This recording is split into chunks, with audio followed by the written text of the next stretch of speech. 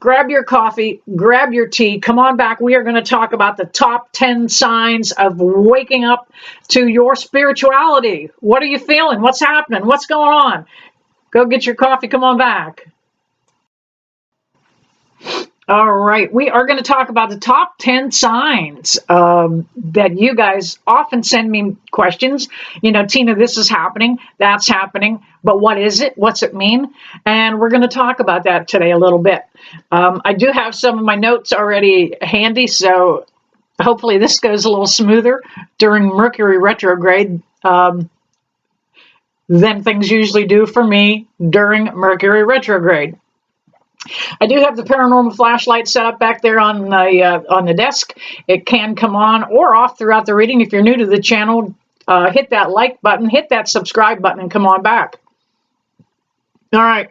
One of the top 10 things that you could be experiencing, and the fact that you are awakening spiritually, becoming more empathic, more intuitive.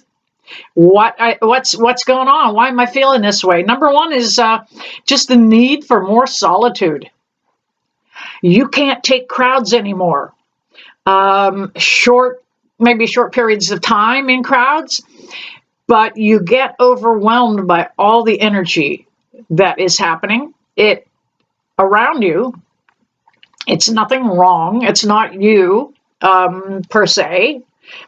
It is just the fact that you are more attuned to everybody else's energy, and it gets a little chaotic. So yeah, you want more solitude. You want to be alone. Solitude is the Hermit card if we're doing tarot. And that is a time to do some self-reflection, some introspection, some educating, reading, learning, and enlightening yourselves. So yes, we are craving more solitude. All right, number two is you're seeing through the illusion of society. You're seeing that there is now a pecking order, even in politics, in a big way. And there is kind of a pecking order in regular society too. But you're seeing through who's authentic and who's not. You're seeing through it. Your bullshit meter works really good right now. And you are seeing through what a lot of people are saying in society, things, especially in social media. More and more of you are not clicking on the clickbait. And those are posts that are made specifically so that you watch a video 5 times and you still can't find it, what they're pointing out. It's clickbait. They get some money every time you watch that video. Okay, but you're seeing through that now. You know that there's nothing there. Seeing through the illusions of society. And we're going to see more and more of that in social media. And you're going to be more attuned yourself. Synchronicities and repeating numbers. Anytime you have echoing numbers and you spot them, that literally it's your spirit guides, your guardian angels, or your ascended masters tapping you on the shoulder at that moment, saying, look, that number, see that number? Maybe it's 1, 2, 3, 4. That happens to be my number. That's my favorite number. And they're bringing you to the awareness that those numbers are out there. They're floating around.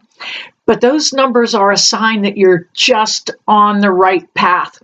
If you look them up, every one of them, 111, 2222, 3333. If you look those all up, they all tell you you're loved. Yeah, and you are, absolutely. It doesn't change that a bit. But the fact that you're seeing those numbers is you're becoming aware that your spirit guides are going, hey, look, there's 777. All right. Number 4, you crave a little bit more meaning and purpose. Wow, that's a big one. Um, what's my task here? What am I good at? What's my purpose here on earth? Have I strived to reach my purpose? I don't know and some of you don't know what your purpose is. To be truthful, I still don't know what I want to be when I grow up. Um, but you will begin to have that hunger to go, why am I here at this time on this planet? Excuse me a minute.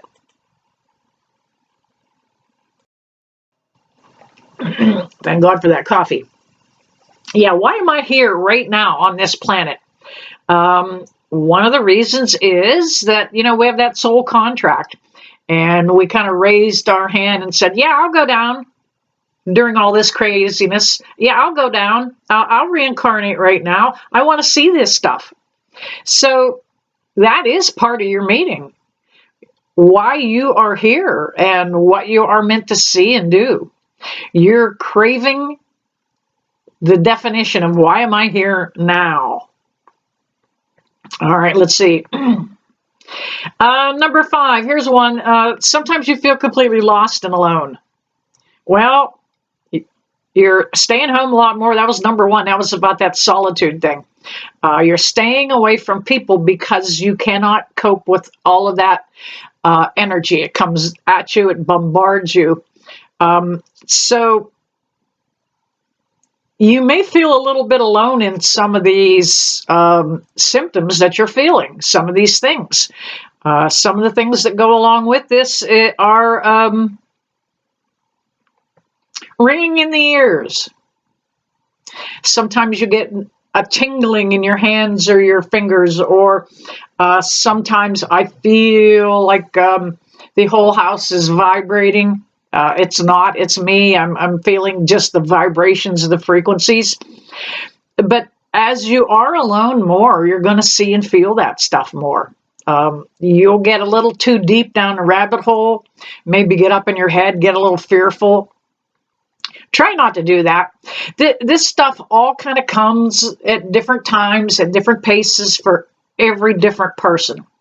So none of this stuff is chiseled in stone, and it could happen to you at any time in your awakening.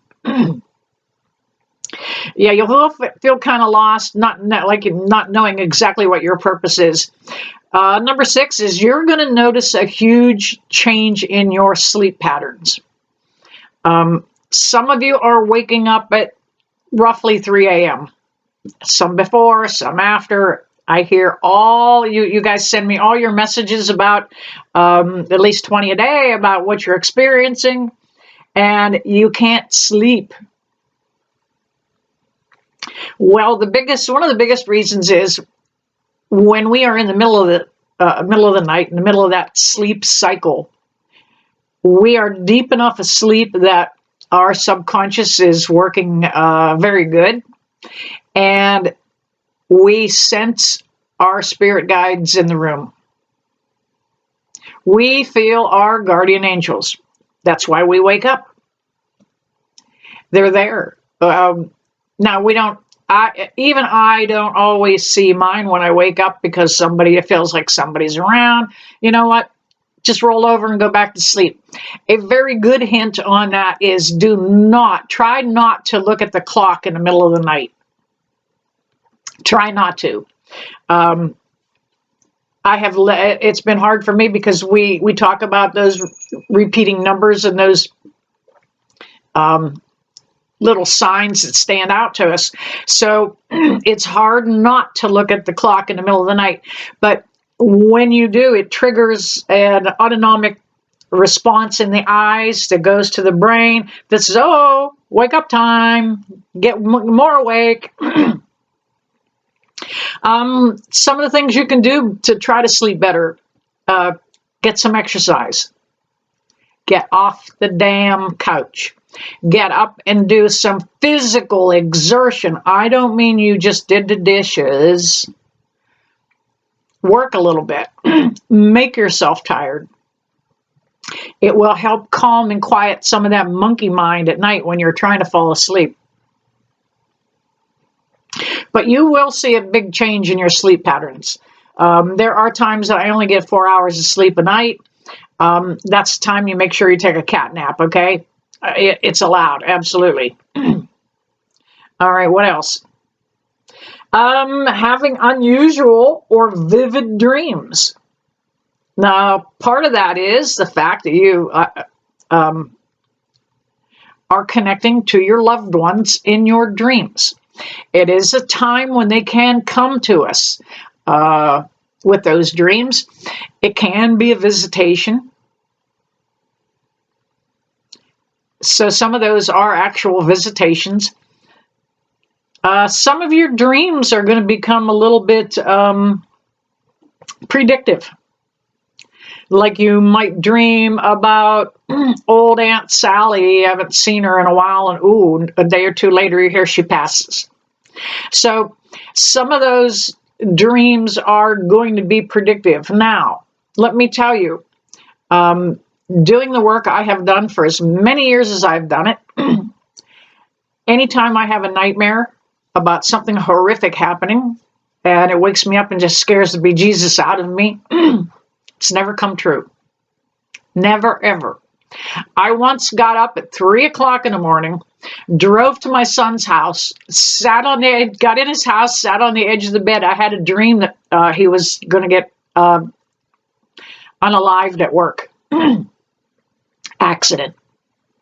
I'm a psychic. I'm a medium. I got up and I drove to his house, and it was a 45-minute drive just to get there. However, nothing happened. Nothing ever happens in my nightmares. Most of the time, that is just our fears, our anxieties, those things that kind of come to the surface at night. And that is our brain's way of processing them and allowing us to let them go. Okay? Just getting rid of those fears. You may have a sudden desire to change your career. I worked for a social service for quite a few years, and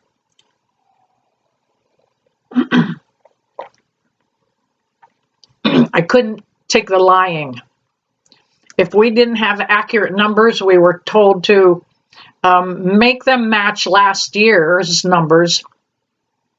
Your job's on the line, because if you don't match them, we don't get subsidized another year, whatever. So you may feel the need to change jobs. If the bureaucracy is bad, if there is a lot of inaccuracies, especially, because as you walk down this spiritual path, you become connected very strongly to right is right and wrong is wrong. Now, a lot of you might even be considering doing something online presence, something in the spiritual world, maybe selling rocks and minerals, gems, crystals. You might want to become a healer. Many of you are psychic and gifted, and you don't know, oh, Tina, I could never read tarot cards, but you could go to a pet shelter and practice dialing in on the pet and find out what its problem is. Maybe it's a little afraid and won't come out of its kennel enough to get adopted. So you can, might do something with animal communication. So it's just one of the different ways that you can use your gift. You don't have to do what I do.